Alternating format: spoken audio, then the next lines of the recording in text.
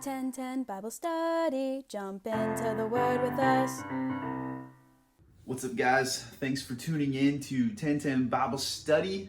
Yesterday, you should have heard Will read Proverbs chapter 24, which I thought was just amazing. And today, I'm going to be chatting about Proverbs chapter 25. So make sure you read the chapter because it's filled with great stuff. But there are kind of two sets of verses that really stuck out to me. And so the first verse was verse 20.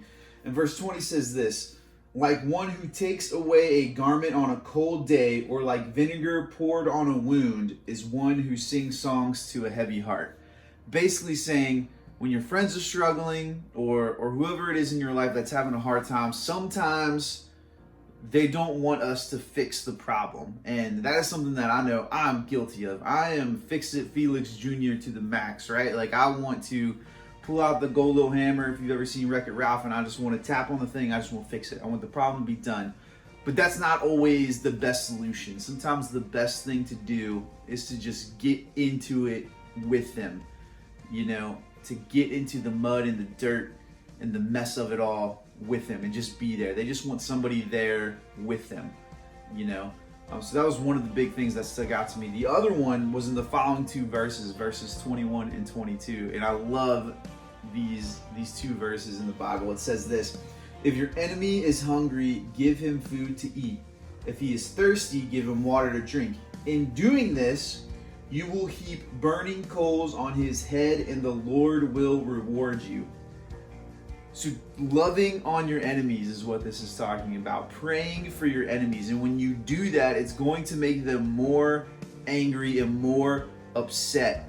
Another result could be that they come to have a relationship with Jesus because you love on them. So I don't think the answer to people who hate us is to hate them back. I think the answer is to love them back. When they're hungry and they're in need, we show up and we provide for them. And I think through that, man, they're going to ask some questions. I think they're going to eventually start asking you about your relationship with Jesus. And yeah, it'll open up an opportunity to share Christ with somebody. And maybe they don't accept Christ. And that's where verse 22 comes in and says, you're going to heap burning hot coals on their head.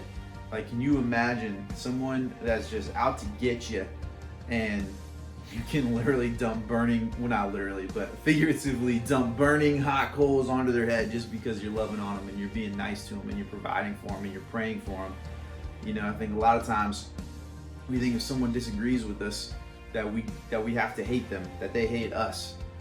But man, why can't we just be praying for people and loving for people regardless of what they think, regardless of what we may disagree with theologically or politically or whatever, man. I think we should just be praying for everybody, and we should just be loving on everybody. So thanks for tuning in, guys. Tune in tomorrow as Kevin hits on chapter 26. Bye.